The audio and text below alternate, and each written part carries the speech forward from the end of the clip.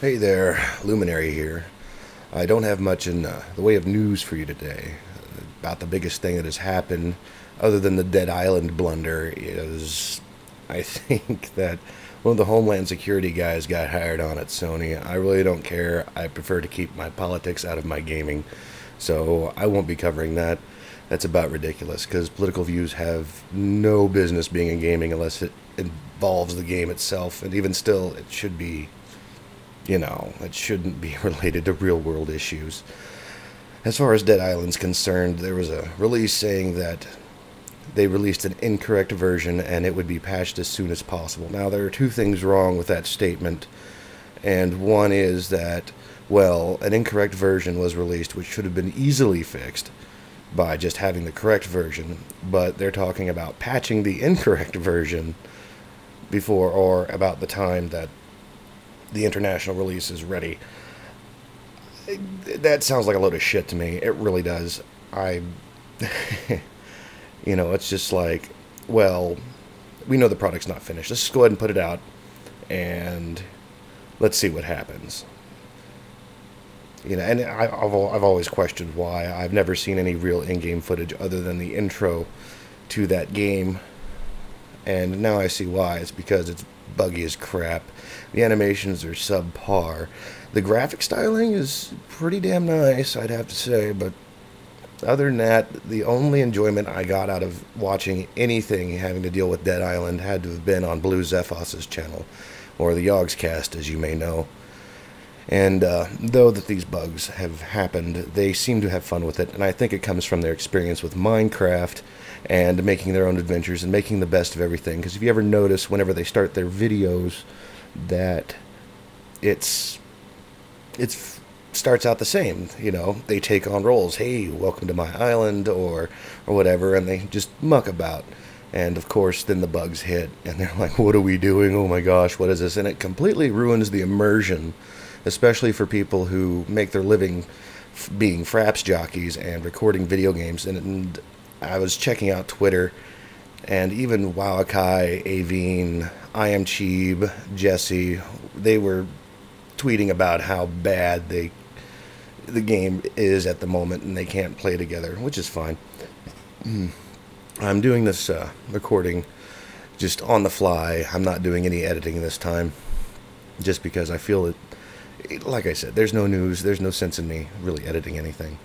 Now, I brought up this last point with Blue Zephos because it reminds me of a few things. I had bought Deus Ex Human Revolution, I believe last week or something like that. And when I fired it up, I was immediately entranced by the fact that Square Enix published it. And I was like, oh dear God, I'm not going to sleep, am I? And sure enough, the immersion of the game kept me up for about 2 rises of the sun, and the game was pretty epic. The gameplay was solid, the combat was great. The skills, they weren't as overwhelming as they were in the first Deus Ex, which I'm kind of glad for, because there was so much you could invest in the original Deus Ex. It wasn't even funny, but they've narrowed it down. My play style for that particular playthrough was I maxed out my hacking because I hate not having access to stuff, and I ended up doing the whole stealth thing throughout the entire game. So it was rather interesting. There's plenty of shooters out there where you can just fill an enemy full of bullets and just feel completely satisfied, but it takes real skill to get out there and not be noticed and take things down. And sure, it took me a little longer, but I believe it was worth it. It definitely it gave the game some depth, I should say. That brings me to a point where, they allowed a lot of freedom in a linear story. And I think that, after experiencing stuff like EverQuest and, playing games like Spore, and I'm a builder. I love building things, and I love making up my own stories to go along with it, or just being absolutely creative. And with Minecraft, it seems to be about the same. You get to create your own world, and you do your own thing. You make up your own stories. Again, Blue Zephos is a very, very good example of what they do with their Shadows of Israfel series. and all that all that stuff. So, what makes a game great? Well, what makes a game great is to hide the rails. Sure, there's a story, but if you hide the rails and you have all of these side stops, it creates this interweaving of this fantastic story. For example, like Deus Ex, you know, you had to go through the entire game and there was one solid linear story, but as you went along there was other things you could discover, like this is spoiler here, so if you don't want to hear it I would stop the audio now.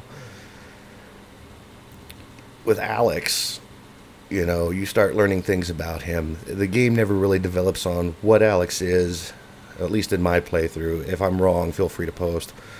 You know, Alex Mercer was something of a unique project, and you only get that translation through random obscure emails and of course the ramblings of some dementiated woman.